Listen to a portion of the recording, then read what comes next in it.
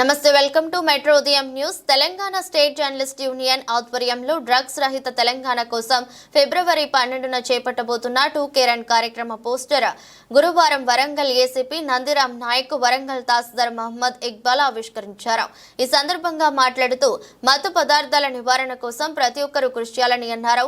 Drugs free Telangana కోసం ప్రజలను చైతన్యవంతం చేసే కార్యక్రమాన్ని చేపట్టిన తెలంగాణ స్టేట్ జర్నలిస్ట్ యూనియన్ సభ్యులకు అభినందనలు తెలిపారు. జర్నలిస్టుల సామాజిక బాధ్యతగా సమాజంలోని రుగ్మతలను దూరం చేసేందుకు ప్రయత్నించడం అభినందనీయమన్నారు.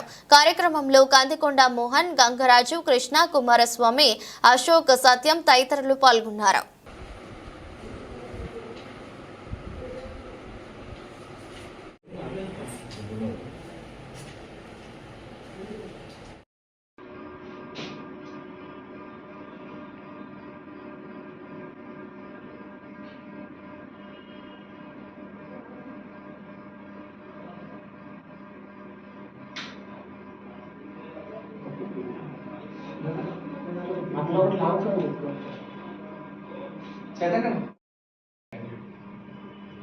ఓకే,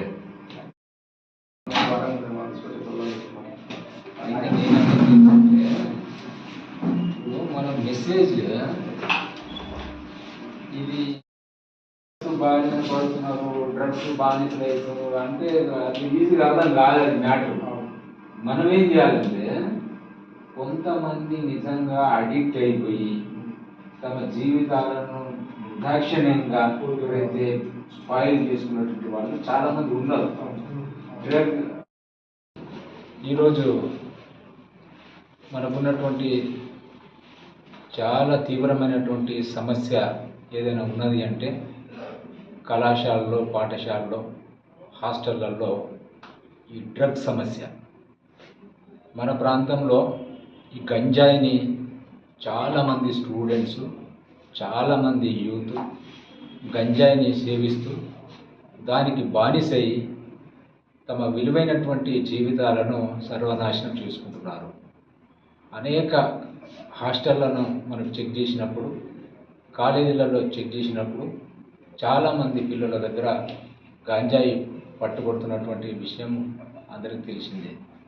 సో దీన్ని నివారించడానికి పోలీస్తో పాటుగా మరి ప్రెస్ మిత్రులు కూడా తెలంగాణ స్టేట్ జర్నలిస్ట్ యూనియన్ ఆధ్వర్యంలో మేము సైతం ఈ యొక్క డ్రగ్ను నివారించాలి అనేటువంటి ఉద్దేశంతో, ఒక మంచి ఉద్దేశంతో మరి ఈ నెల 12వ తారీఖున 2K రన్ మరి పోచే మైదాన్ నుండి KMC వరకు మరి ఆర్గనైజ్ చేస్తున్నారు. ఇది నిజంగా కూడా అభినందనీయము.